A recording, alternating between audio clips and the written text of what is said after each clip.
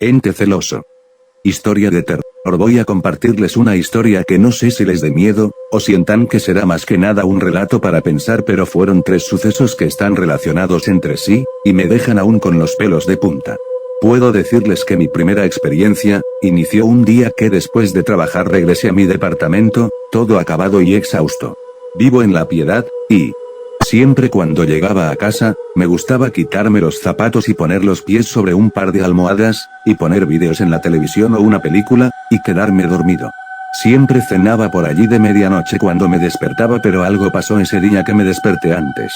Estaba totalmente relajado, cuando escuché ruidos en el departamento, eran tenues y no muy importantes, así que no les hice caso creyendo que se trataba de algún gato que estaba por los tejados, cuando de repente me golpearon un par de veces mis pies, y me decían gritándome: muévete, rápido, necesito que me lleves al hospital, ya se me rompió la fuente. Inmediatamente le dije que sí, me puse los zapatos, pero al pararme ante la puerta, aún todo adormilado, pero recobrando mis sentidos, recordé que yo vivía solo, y nadie más estaba en casa.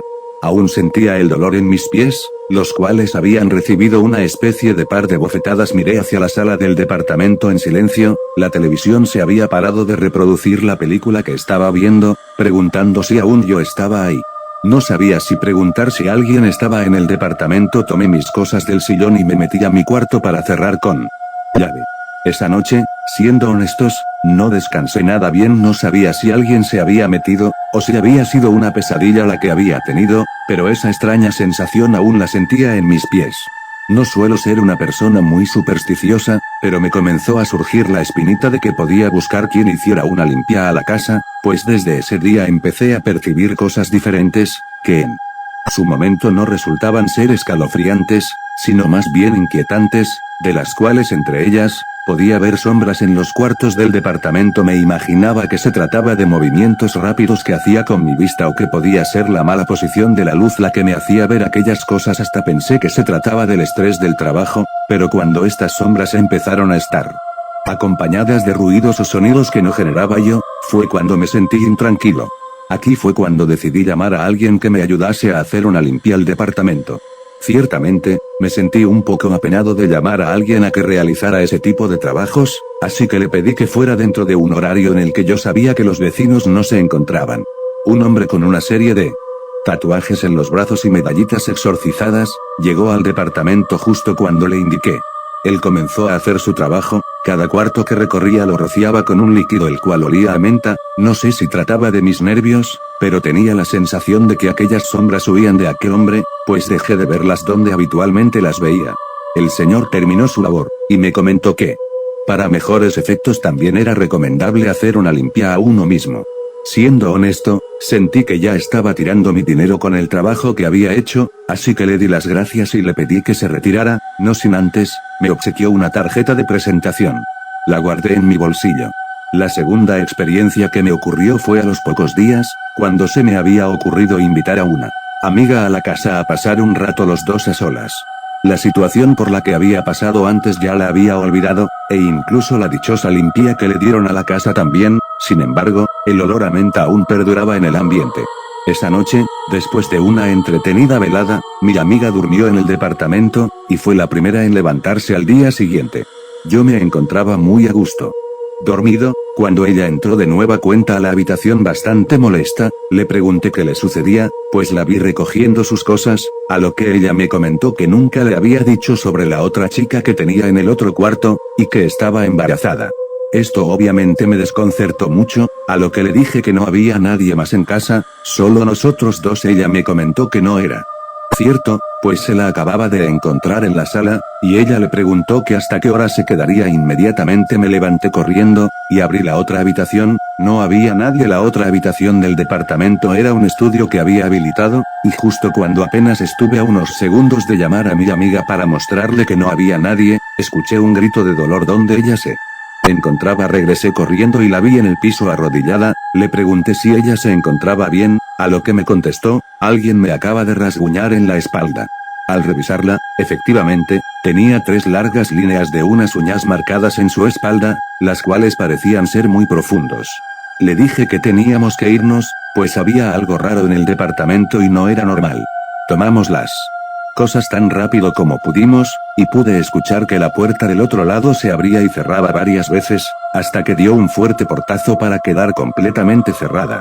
Cuando salimos del departamento, le pedí asilo a mi amiga. Ella me recomendó antes que nada, que buscara ayuda, y que de ser posible yo me fuera a hacer una limpia. Fue cuando recordé lo que me había dicho aquel hombre que había ido a realizar el trabajo al departamento. La tercera experiencia que me sucedió y la última, hasta ahora, fue cuando me realizaron la limpia. Mi amiga me acompañó, y me ayudó a explicarle al chico lo que nos había sucedido, incluso pidió ver los rasguños que traía mi amiga en la espalda. Nos contó que quizás se trataba de un espíritu, o ente que no sabía que estaba muerta, y se había aferrado a mí. Me comentó que para completar la limpia antes que nada debía tirarme las cartas para conocer un poco más sobre mi aura. Me dijo varias cosas que no le había hecho saber, e incluso me mencionó aspectos de mi pasado que yo había pasado por alto, y fue cuando me comentó algo que me dejó bastante incómodo. Me preguntó antes sobre mi padre, a lo que le comenté que él había muerto ya, y me había dejado el departamento como herencia hace ya varios años. Fue cuando aquel sujeto me dijo que el ente traía consigo el bebé de mi padre, en otras palabras, mi hermanastro. Ciertamente, yo tengo un parentesco muy grande con el físico de mi padre. A mi madre jamás la conocí, pues mi padre me mantuvo él solo desde que yo tengo memoria. La vida que sostuvo mi padre apenas cuando yo me independicé ya no la tuve muy presente, apenas sabía lo que hacía, por lo que no pude desmentir lo que dijo el brujo.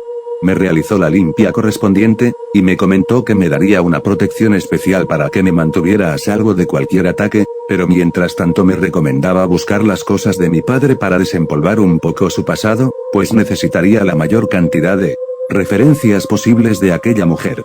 Esa tarde mi amiga me acompañó a la que fue mi casa antigua donde mi padre y yo vivimos en Pénjamo. No era una casa muy grande, de hecho era suficiente para nosotros dos cuando yo era un estudiante. Ahí busqué por todas partes, hasta dar con lo que parecía ser un maletín en el cual saqué varias fotos. Allí se encontraba una mujer con la que se le veía en otras fotografías. Pero lo que me inquietó más, fue que mi amiga encontró una caja bastante resguardada en una esquina del closet. La abrimos y nos encontramos con una urna con el nombre de una mujer, el cual por razones obvias no nombraré, y debajo de este nombre venía el puro nombre de un varón. No había indicios de cómo habían muerto o qué les había pasado. Lo que sí llegué a pensar fue que quizás mi padre no les había dado su respectiva ceremonia, y que sus almas no estaban descansando en paz. Tomé la urna, fotografías y demás recuerdos que parecía que mi padre guardaba de esa relación. Las llevamos con el brujo para que las examinara, a lo que realizó un ritual para bendecirlas y me las devolvió. Me pidió que buscara la forma de hacerles una ceremonia a las cenizas, y que las resguardara en algún lugar. Recordé dónde había dejado a mi padre descansar en cenizas, por lo que se me ocurrió meterlos en el mismo lugar. Al concluir el día las cenizas de los tres ya descansaban en el mismo templo de Pénjamo, el cual según yo es el mismo templo al que pertenece la historia de la casa maldita de Pénjamo, pues coincide con el lugar mencionado. Ya ha pasado algo de tiempo, las cosas se han tranquilizado bastante, o más bien por completo. Hoy en día la verdad no ha pasado más sucesos anormales en el departamento, e incluso mi amiga y yo ya estamos saliendo más. Cabe señalar que la cicatriz de la espalda de mi amiga se le hicieron marcas permanentes, pues el brujo nos comentó que toda cicatriz hecha con odio o recelo, no desaparecía en su totalidad. Ente celoso. Historia de terror tomada de historiasdeterror.com. Autor, Lengua de Brujo. Si te ha gustado no olvides darle like y suscribirte.